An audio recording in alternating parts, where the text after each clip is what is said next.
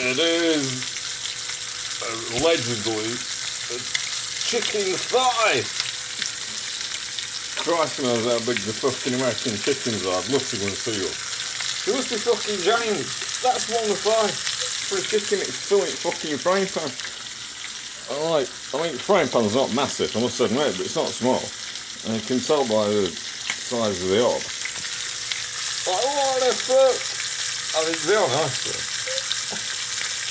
Fucking amazing, fucking chickens though. It's like in England they've been no meat on them, these are like fucking eating off a fucking chicken. I'm not complaining about it.